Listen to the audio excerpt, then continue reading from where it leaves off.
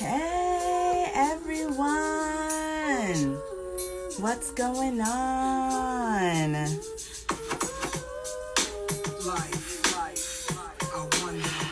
Oh, life. What is happening, world? And our co-host is coming. Hey.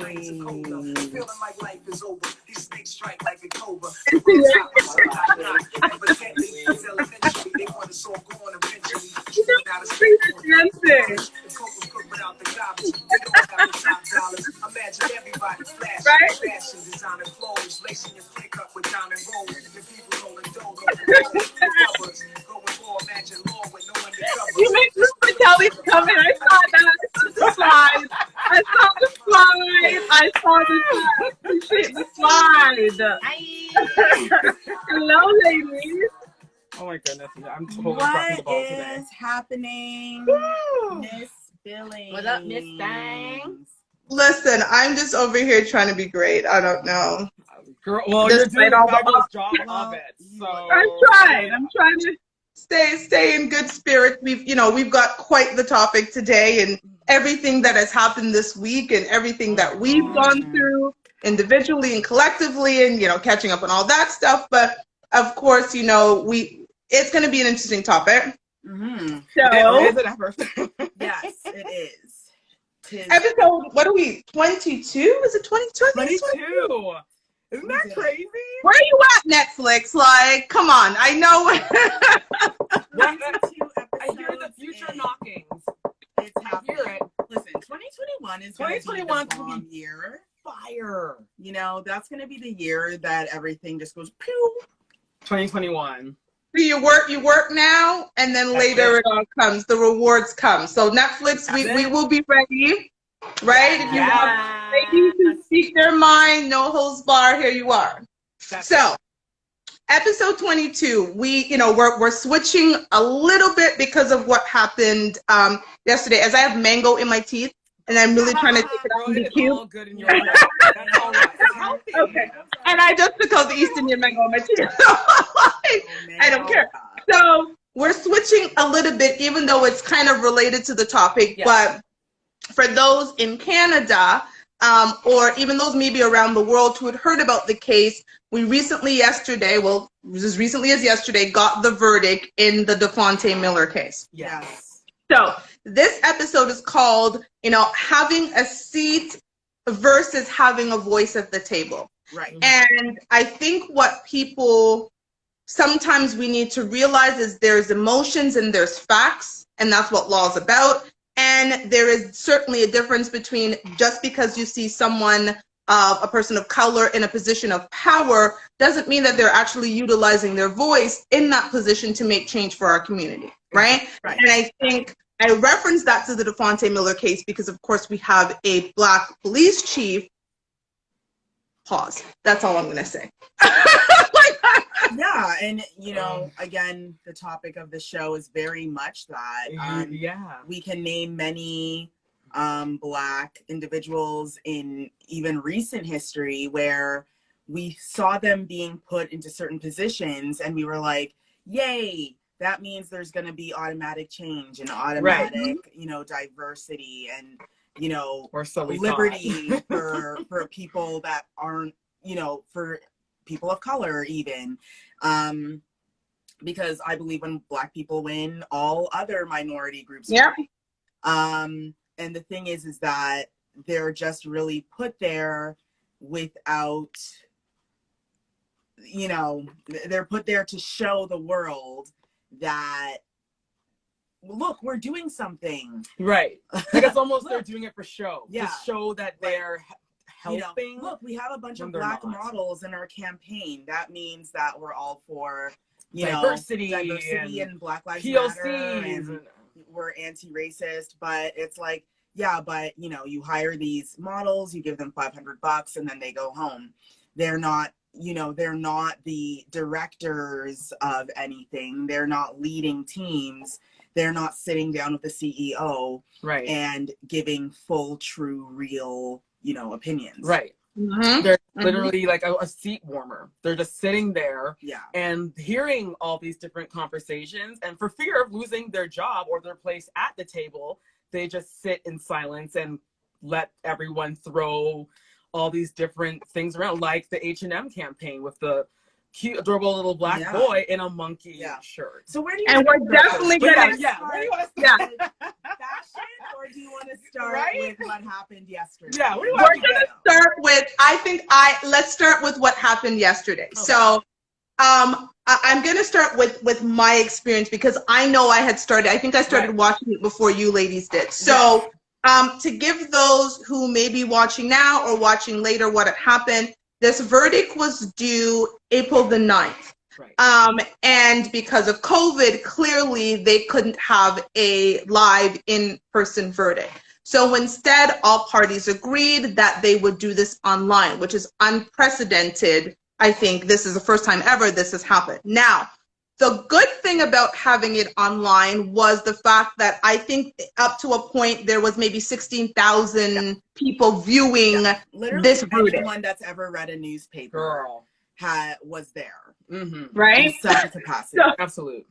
Right. So about 16,000 people tuned in, and the judge basically it started at 9:30, and I think it ended somewhere after 2 o'clock. And I have to tell you that I was there. I'd say for all of it, part of it I was actually on another conference call, but I still had it beside me. So the good thing about it is that I will give it to the judge. There was transparency, right? Because he read a 62-page document, which basically then delivered his final verdict. For those who don't know the case, I'm just going to summarize it. A young black 19-year-old man was beaten by two brothers, one whom was an off-duty police officer. The brothers claim that he had been breaking into cars to steal change or whatever he was stealing. And Devontae Miller, the young man, claimed that he was just walking with his friends, minding his business. And they came up to him kind of asking him, what are you doing in this neighborhood? Do you live here? Needless to say, whatever the versions of events are, it led to them chasing him down and beating him with a steel metal pipe that made him lose his eye. Not sight in his eye is gone. He actually has a glass eye. The brother who was a police officer was suspended with pay, of course, which means that our taxpayer dollars have been supporting him since 2017 when he got suspended with pay. And this case has now taken, basically 3 years in order to get in front of us, the world, everything. Okay, so 62 pages of reading.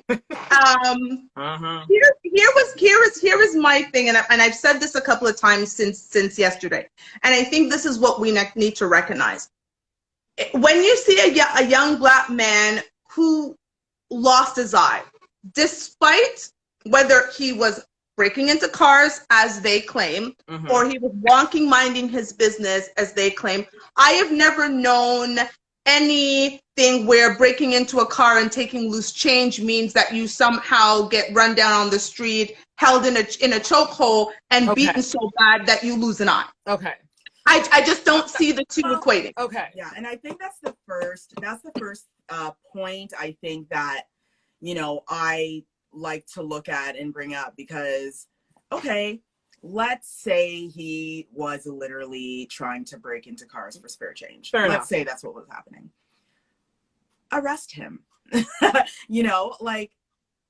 Whatever happened to tell him to put his arms behind his back and read him his rights and arrest him and call backup and put him in the back of the car and drive him to the jailhouse. Why are we beating people to that extent? Because he was going to steal 25 cents? We can't justify the violence for the action that he was doing. And in my mind, that's the first thing that gets me. I'm like, okay, let's say definitely he was breaking into a car. you are two people. One of you is a trained police officer. Right. You know how to say freeze, you're under arrest, dude. Right. And you know how to take this person down without having to beat the hell out of him. Thank you. And you know how to call for backup and get police that are on duty to take care of it. Take care of it. Why is your brother even involved? I don't know. Like, it's one of these things where we're justifying crazy violence against crimes that don't match the, like, 25 cents for an eye, $20 for a life. But. A pair of sunglasses that they said was the brother's. Like, it just doesn't, it doesn't match up. So whatever you want to believe of it, stealing, not stealing, exactly. Walking down the street, doesn't justify running after a young man, putting him in a chokehold, literally beating him. I think his eye split in 4, all of that. Now, I said all of that to say, listen, as a mother, as a woman and a nurturer, as a Black person, I see that and my emotions say, lock those motherfuckers up. Absolutely. Like, throw away the key, who cares? However, 100%.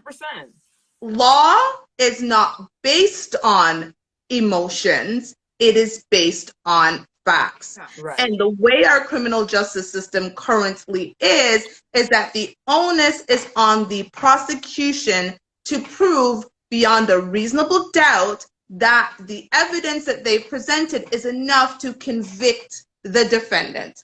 The defendants actually don't have to put on any case. No. They don't put on any case. So let's be clear about how the law is. That's it. Proven guilty. Right? So despite the fact that it is clear that they beat the hell out of this man and he's got no eye, it's still, they don't have to really put on a defense. The onus was on the prosecution to put on the best prosecution and make sure that you had no questions whether or not, and someone is typing this, and I'm going to do this in a second, whether or not they did what they did exactly how they said that they did it.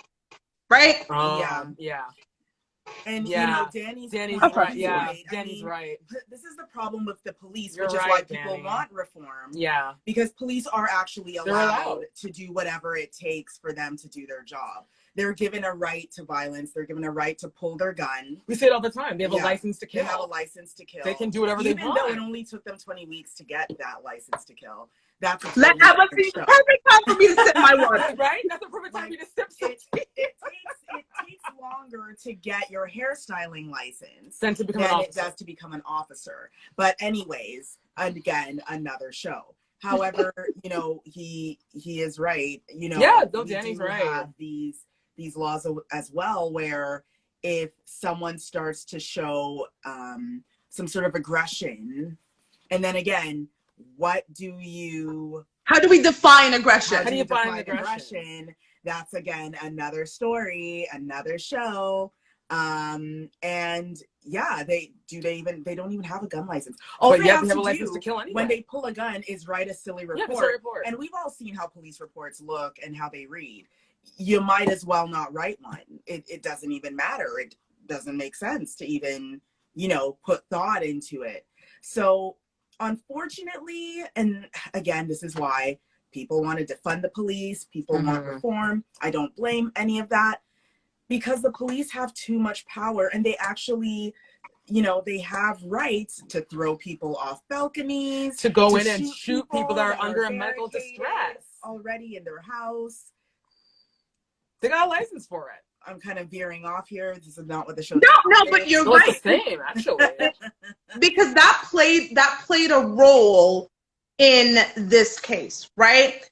You know, there is a onus, and I think what basically I'm going to tell the verdict. So the verdict ended up being the non-police brother. So they were charged with aggravated assault and obstruction of justice.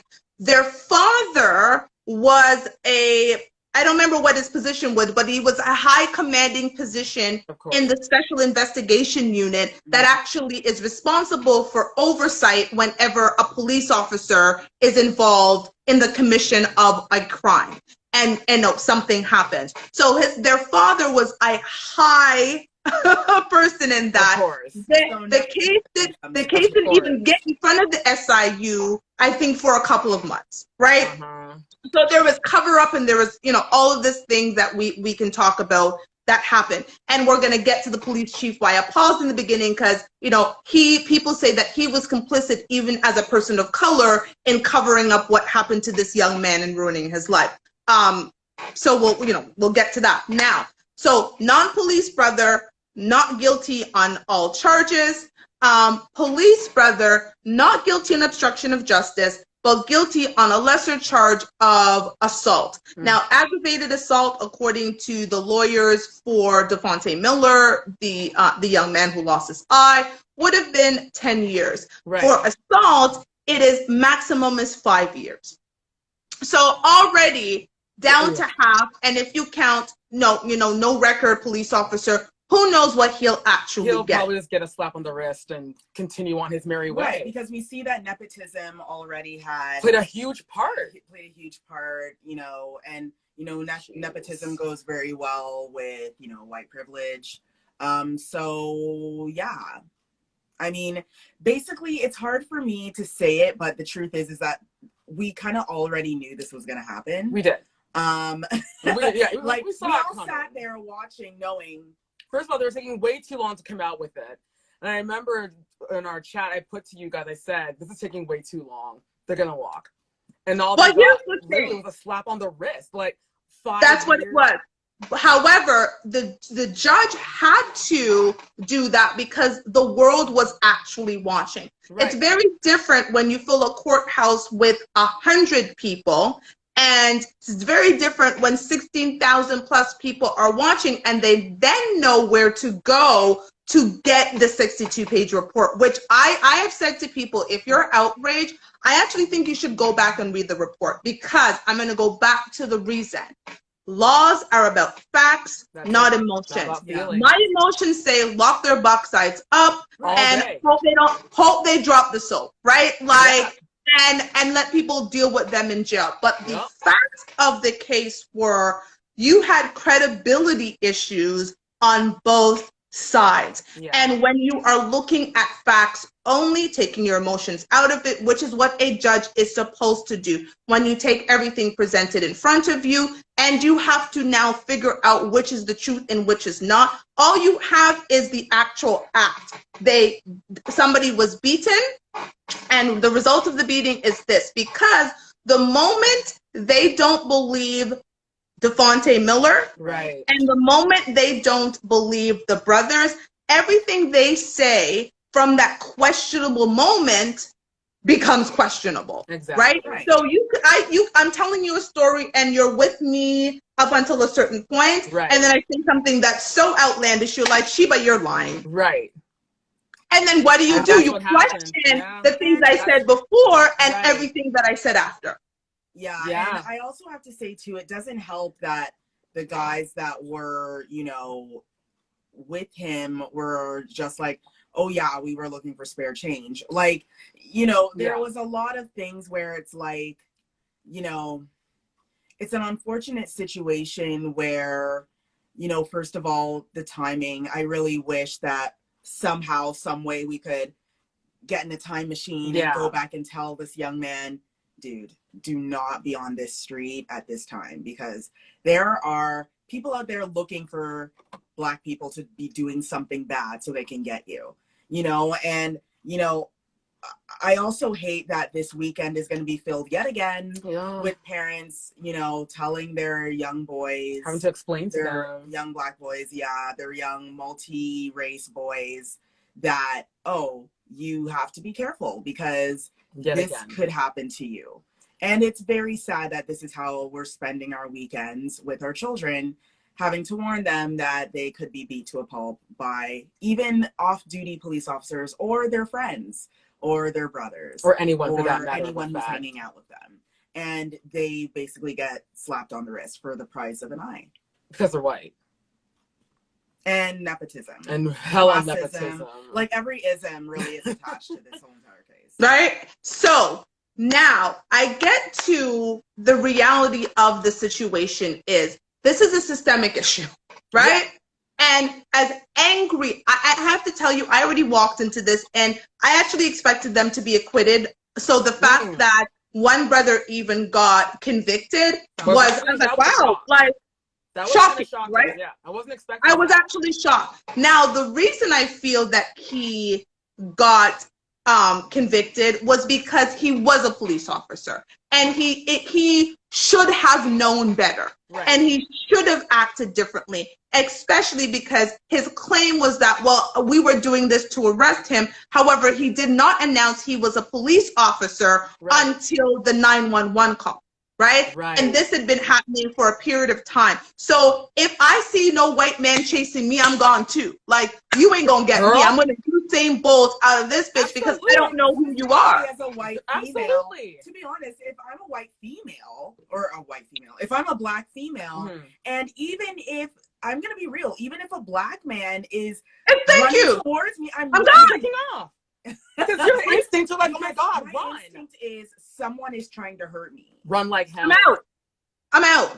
Right? So there were certain steps that he should have taken. He did not take it. And I want to say that was right? I'm out. Like, you're out. Like, I don't, any reasonable person is going to run. Like, I'm not sticking around. So you don't announce yourself as a police officer. You're just running after me with your brother, whomever, and I'm supposed to stand up and engage in discussion. Like, the reality is, I think that there is an onus on him as a police officer, and he didn't do what he said that he was ultimately going to do, which was to shoot exactly, like, run. Like, everybody's gonna run. What sort of beautiful conversation are we gonna have with you running aggressively towards me? What are we gonna talk about? The garden? The sky? 2 of you. Tea? 2 of you. Like, 2 of you in a neighborhood in the middle of the night that I don't know. What are we talking about? Against a very small, skinny guy. No offense, but one of them is bald with a beard, y'all. And we, listen, bald with a beard, like, he looks like a UFC fighter. He doesn't look like a friendly dude.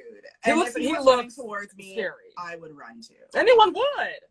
Like, it's natural, right? Except the white people in Hollywood.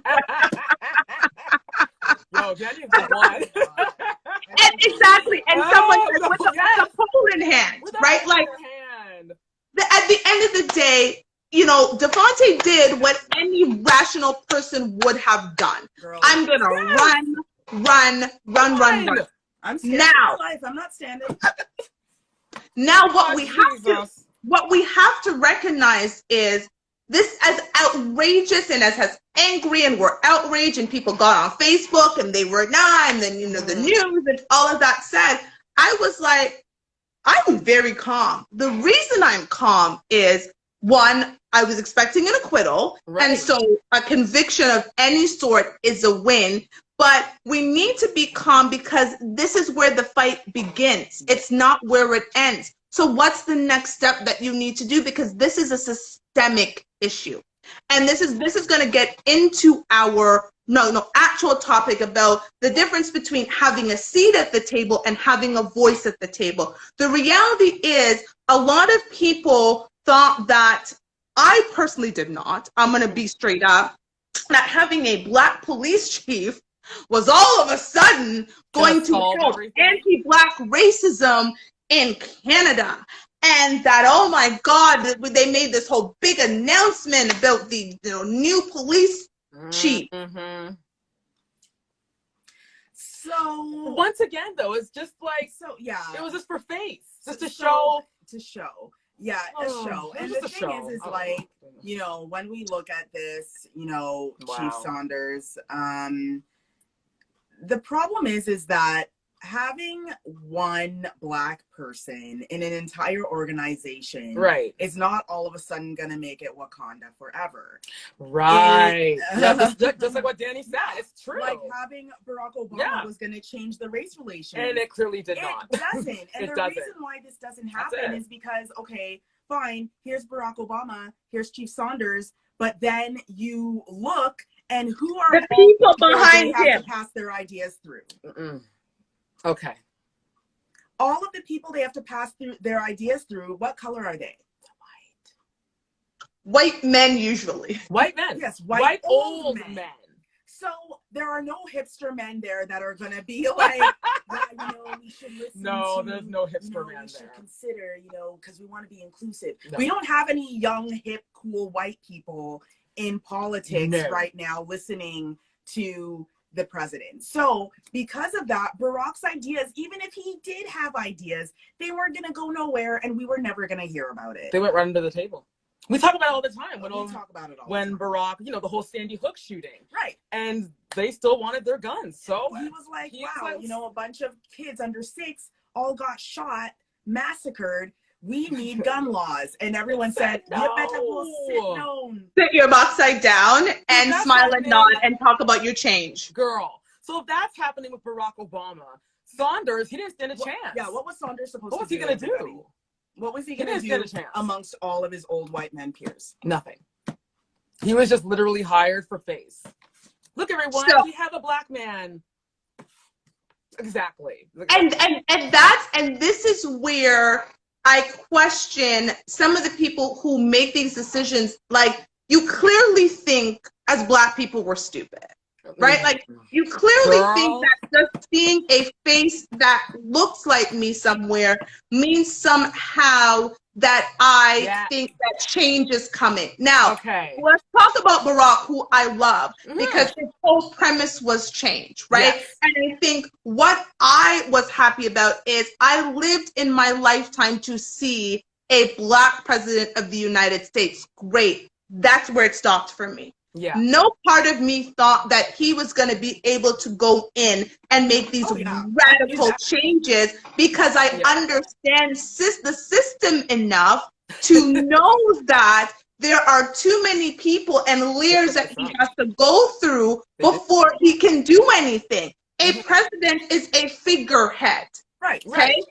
He is a figure. Unlike Donald Trump, who thinks he is the master of the universe and all things, people like rational people know that I'm a figurehead. Was passed, like, the only reason why America hasn't fully sunk to the ground is because there are council and other people that are saying, okay, don't listen to Don. He didn't take his meds. He didn't take his meds today. So we're not obviously going to listen. That is the only reason. If Donald was a dictator and we're all done for everything that he said, we're all done for. We'd all be dead too, because Canada's right next door. Canada, unfortunately, we have to deal with, his foolishness every day too. So that's true, girl. Mad man. So, for all the Americans on here, make sure you vote. Go ahead.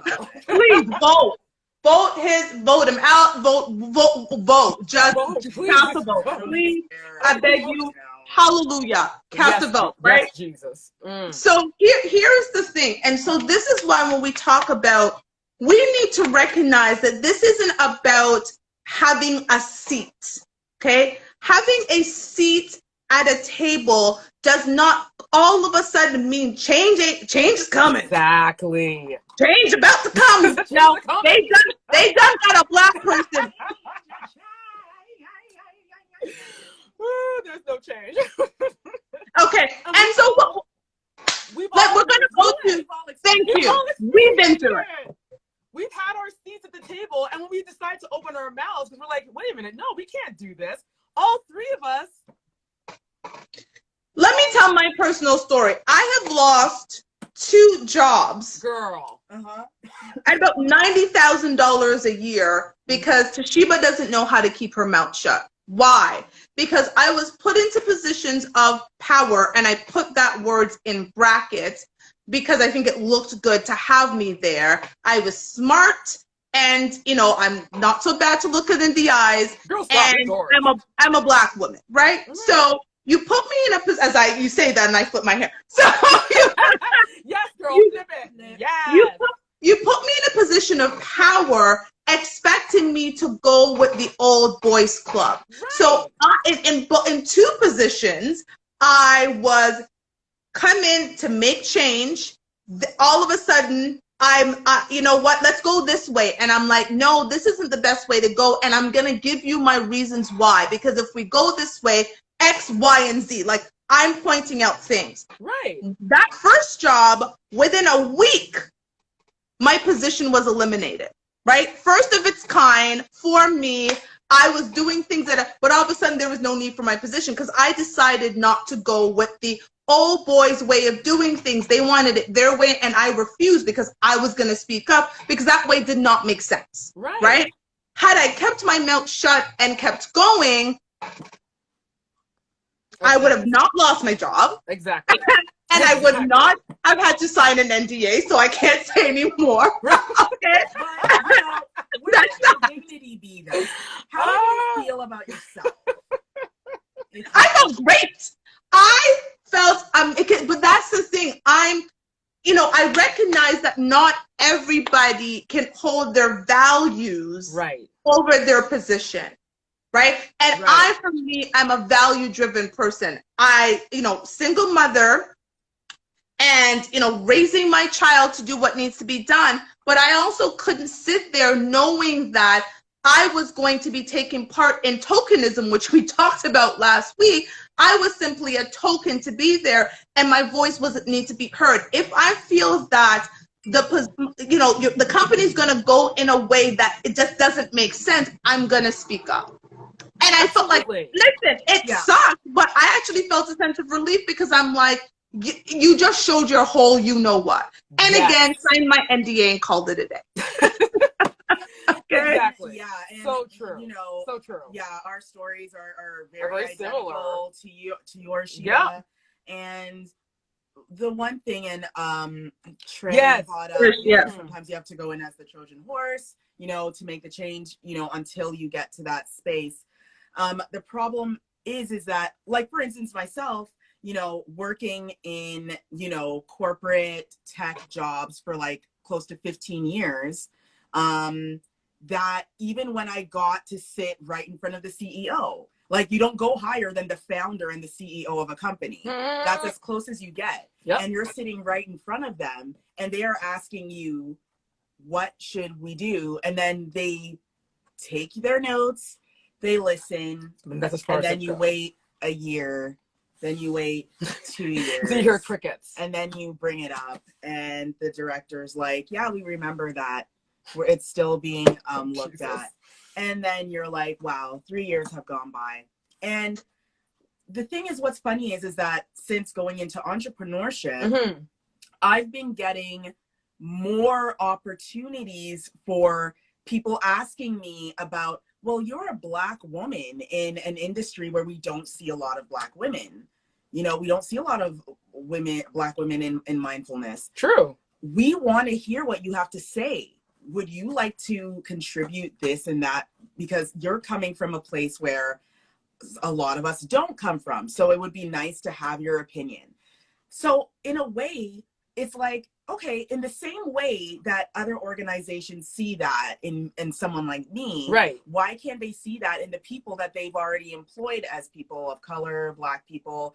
Why are they not giving them the chance to speak up and actually truly take their words, take their opinions, and look to make change in the organization? That's it. I think that's, well, you bring up a good point. I think that's why so many Black women especially are just doing it for themselves. We're starting our own companies, starting our own businesses, because I'm sure, oh geez, if we were to take like, a survey on how many Black women have been at the table, voice their humble opinion, and were cast aside, well, we wouldn't have hands. I remember they're doing it for themselves now. Yeah. And they're so successful. And I remember saying out loud sometimes, I would be, let's say, by the water cooler, with my two like white, coworker friends who, are both very woke, and we're having conversations, and they're like, Karcia, you should say something. And I'm like, no, you say something, my white friend, because I am going to come across as the angry Black woman. Even when you talk like when this. I speak at this timber, I'm told that you need to calm down. And I'm like, my voice is lower and calmer than yours right now. I am not even yelling. So sad. I'm actually here being I'm being very nice right now. This is as nice as, like, I'm being nicer to you than I'm nice to newborn babies. Like, I'm being so nice and quiet right now, and you're telling me that I'm aggressive. So at the same time, it's like, Black people also say, what's the point? Right. Because as soon as I say something, it's like, oh, her weave is in too tight again, y'all. It's like some sort of thing that they say where it's like, okay. Like, is that really necessary? Okay. So really? Yo, sometimes you gotta check out. Check out. Girl, I got 2 NDAs to prove that maybe keeping your mouth shut for this way. I just got my second, my first NDA was in 2016. My second NDA is in 2020. Girl, I'm like becoming the queen of NDAs. Okay, because I don't know how to keep my mouth shut. And you know what? I'm okay with it. Never. And I don't know exactly, because for me, you want to know why, Rashida? Because you and us, we can't just sit there and let things. No, that's injustice. Okay. We have to say something. We can't just sit there. For instance, right? Like, we can't. No, we can't. You know, you look at a show even like this one that we do. You look at other people in the entertainment industry, like Tracy Ellis Ross, Kenya Barris, Kenny Burns, people like this. They can speak to these subjects because what? They have their own. They are not looking to someone for, per se, a paycheck. We wouldn't be able to speak this way really if we were still in these corporations that we left, right? Right. Like even now, I'm not comfortable with saying the name of these corporations because I still feel like, no, Garcia, you don't want to burn your It's like they have some kind of like hook on you. Right. Subconsciously. Right. It's subconscious hook that I can't, break that anchor. So the idea that, we're doing this is just showing what a bit of freedom can mean. Because Lord knows, again, wouldn't be able to speak this freely if we were all still at these jobs. No. And that's the so thing, let's speak freely. Well, and we're going to get into what you mentioned in the beginning, Telly, because it was part of the promo video this week. Yes. Yeah, and we want to go through certain things and the outrage that people felt. We're going to start with the H&M.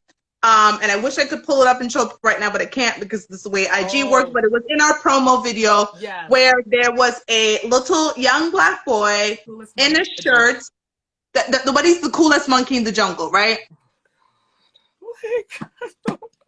Okay. I don't know. So here's the thing, because I know H&M, it's their fault, definitely. But let's talk about the same piece of being hired by an organization and therefore saying, well, I'm not going to say anything because. So I am pretty damn sure that the stylists on the set of this day for this little boy to model, I'm pretty sure they were Black because most stylists are in that high level. There's at least 2 Black stylists because we're very gifted, obviously, when it comes to visual creation. Yes. And I'm sure that there was a Black girl, at least one, on that set that day. Yes. I am sure that there was some Black person on the set that day. This little boy's mom was definitely on set because of his age. His mom is obviously Black. Yes. So there were enough Black people in the room to say, put another shirt on him. Put Sunshine Makes the Daydream Work or something. Put him in the other shirt. Put him in the shirt with the little bear on it. Put him in the shirt with the, the happy face. Okay. Any shirt but this shirt. They had to put a Black boy in a shirt that says coolest monkey in the jungle. No one stood up and said that's not a good idea. That's my problem. Like, and the sad part too is the mother, from what I read, she was like, oh, I had no problem with it. So then people started cussing her too, because it's like, so you're okay with the world looking at you and your son and saying that you are a cool little monkey, you're a cool little baboon? Like, you're all right with that? And because the mom said, well, because I'm okay with it, everyone else should be okay with it too. No. You don't speak for the whole Black community. You don't speak for everyone but yourself. You don't speak for my crew. You don't speak for the Black people down the street. You don't speak for nobody. So that's my issue. This is not like, cool. I know. But here's not to cut you, Garcia, but to your point, Telly, she was getting a paycheck. And that's Let's just put that part in perspective. No, and you're right. And it's just sad that because she was getting a paycheck, she was like, oh, well, my kid's getting some cash out of it and I can get something out of it too. So, and that's why, yes, H&M is definitely, obviously, the brand behind this whole thing. So you go and blame them. But I'm like, wait a minute, y'all.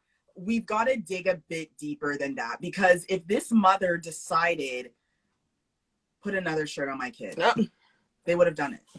And she still got her pay.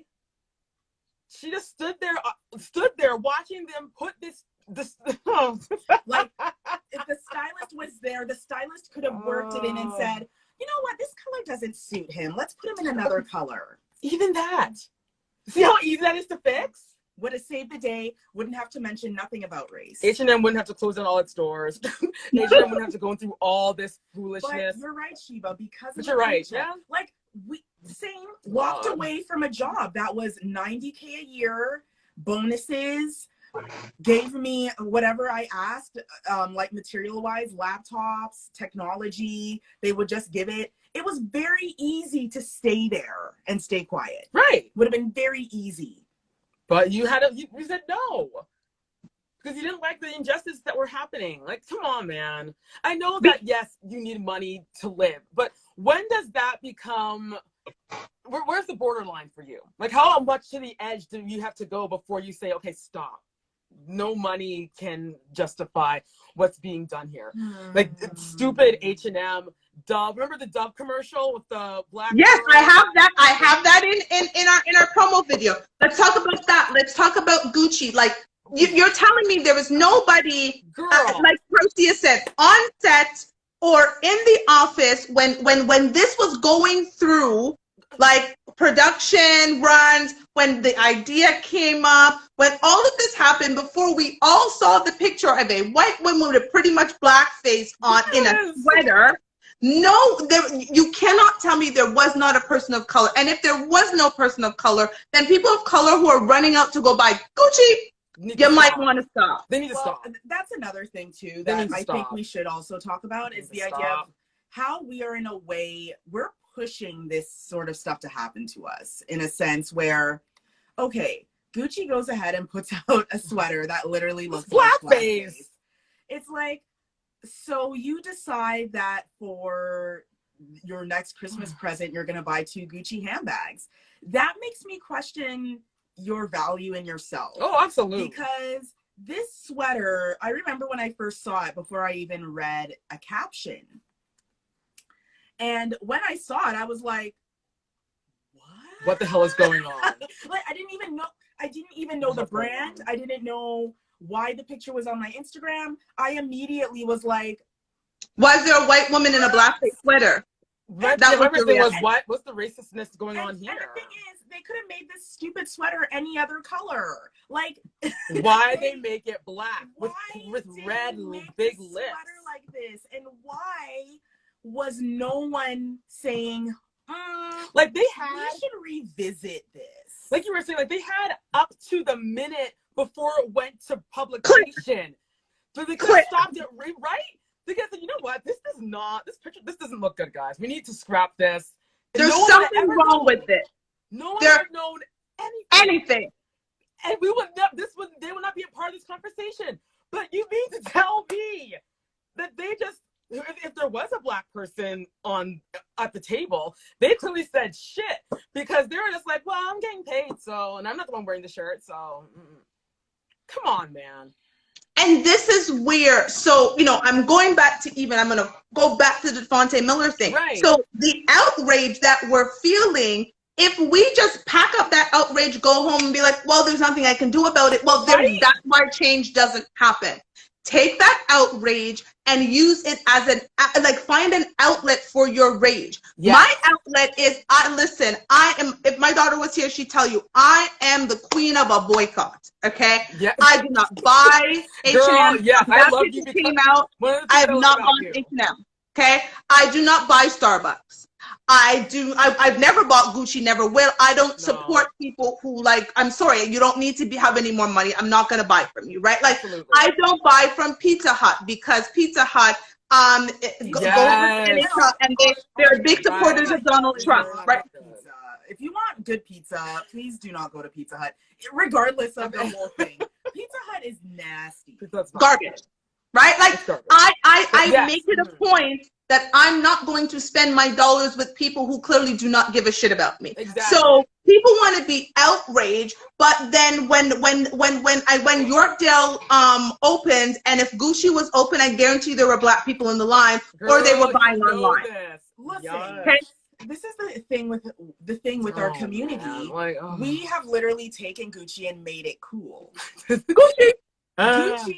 We use Gucci in our actual culture as language. Yeah. Like, we have taken Louis Vuitton and made it cool for the street. We have taken Prada and made it cool. Like, we keep on making these huge brands really cool, and they don't respect us. Nope, but we keep on buying them. We keep on giving them more of our money. We give them invisible money. Yes, and Pizza Hut is literally like Cass, Satan's butty it's on dirty. bread. It's nasty.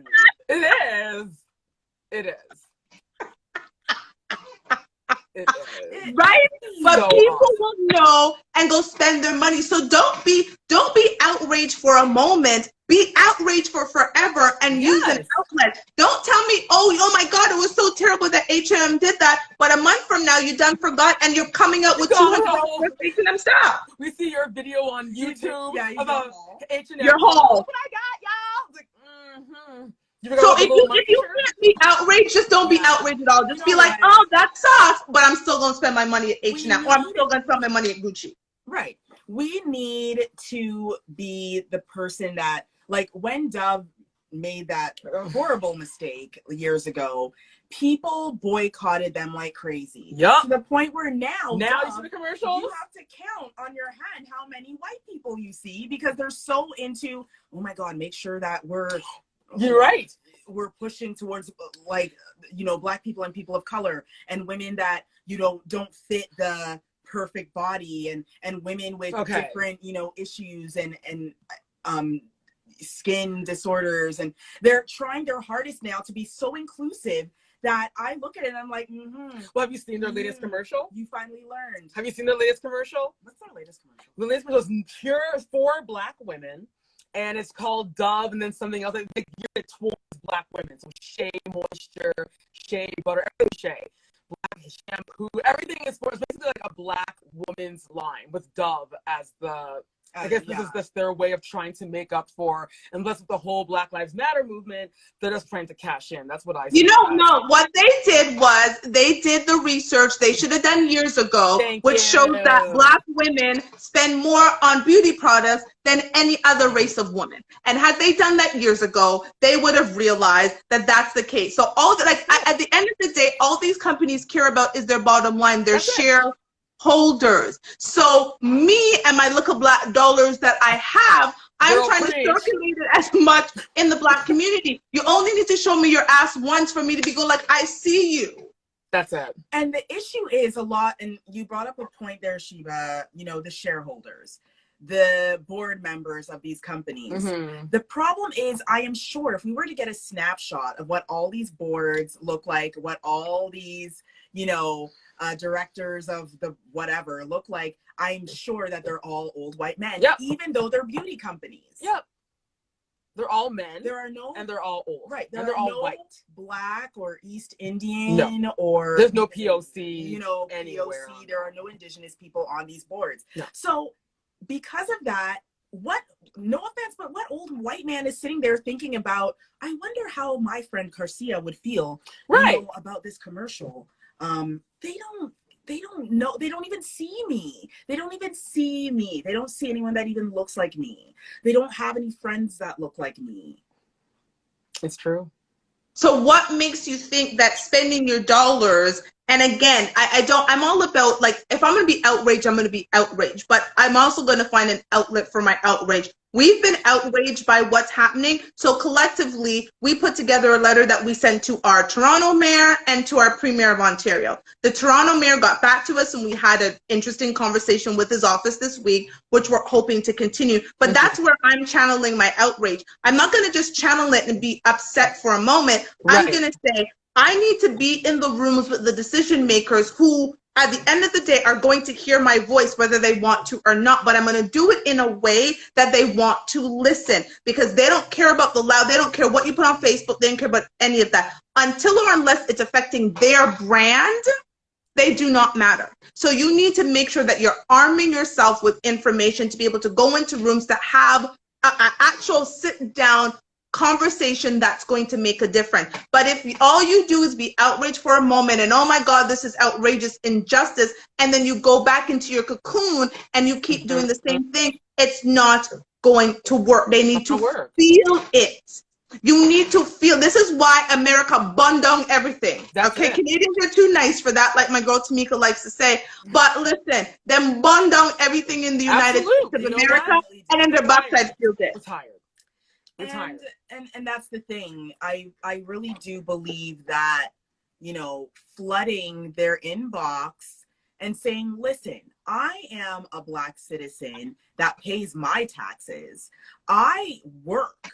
I have contributed to the building of this country for this many years, and you're gonna listen to me.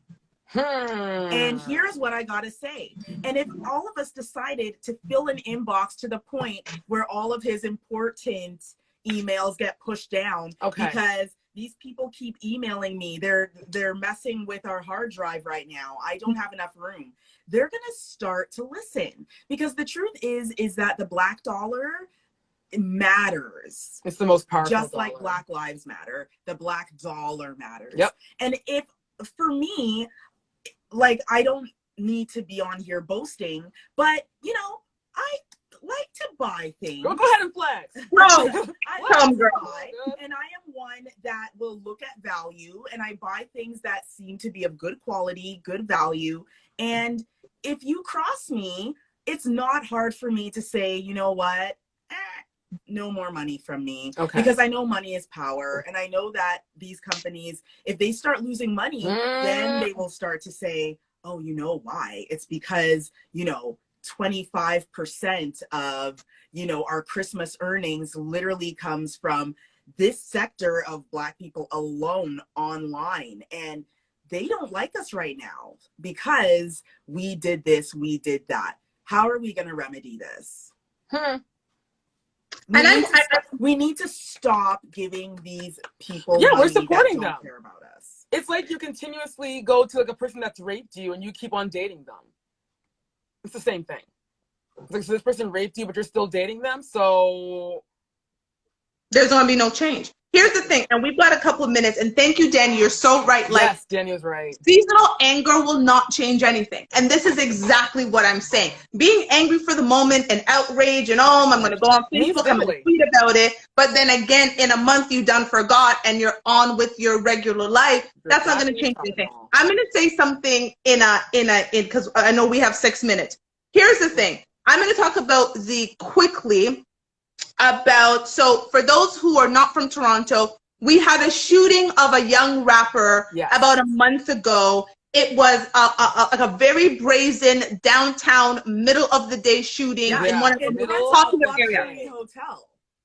Right, one of the most popular areas in downtown Toronto. Yes. This young rapper's name, his rapping name was Houdini, right? He died. He is dead. Shut up, bad. Dead, young, 20-something years old, haven't lived no life yet, right?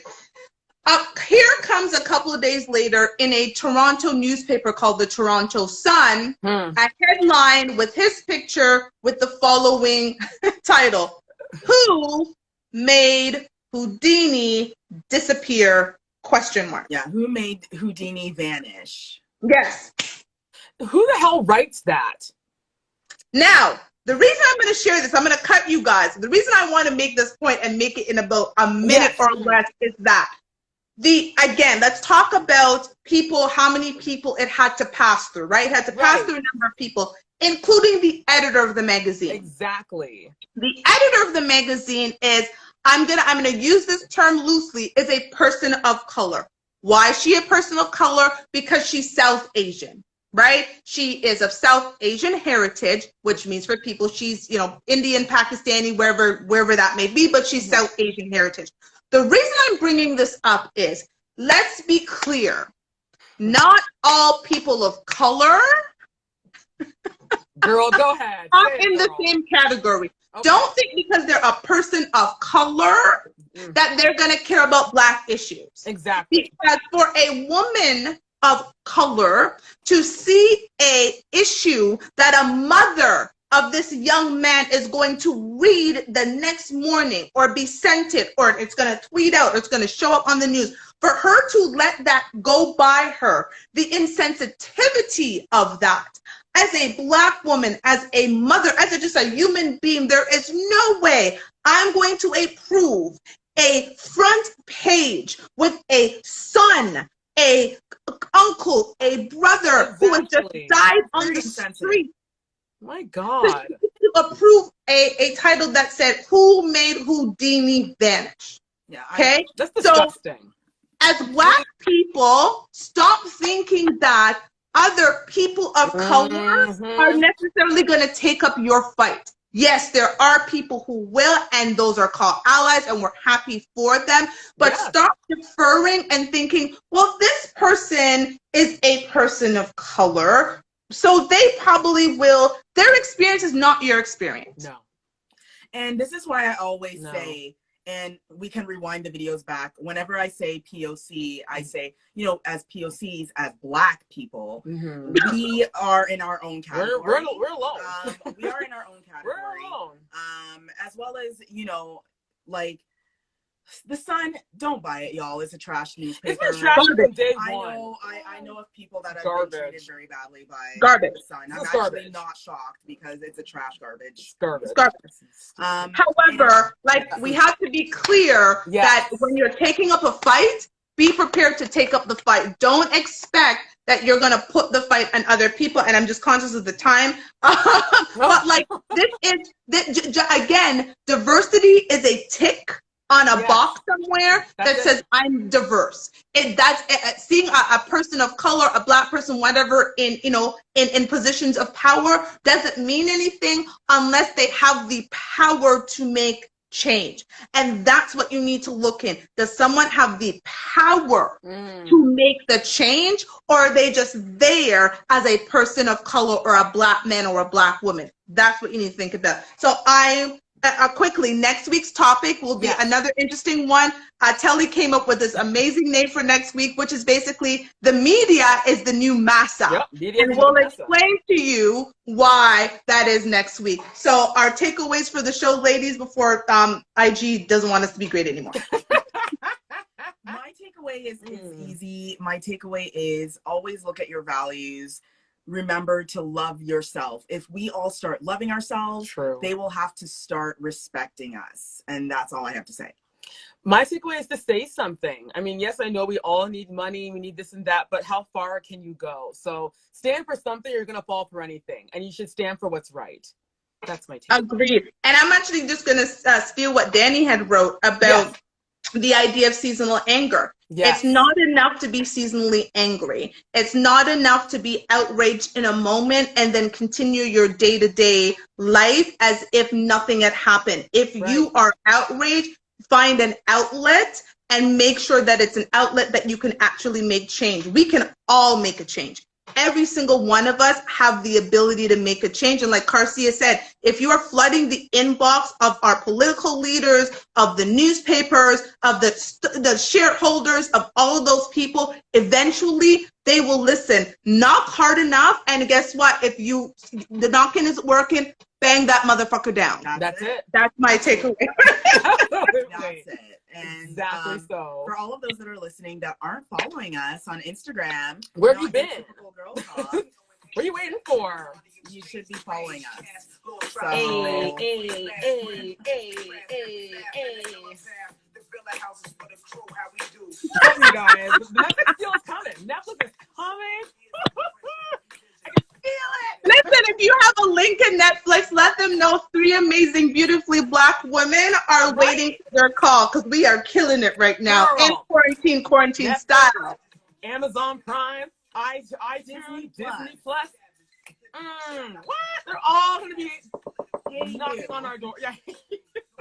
Reality series. So thank you, ladies. Another great episode. Sheila. Thank you for everyone who joined. Thank you for everybody who's commented. Thank you, Danny, for being an active participant. Thank you, Danny. And we will see you next week for The Media is Our New Massa. Mm-hmm. Bye, guys.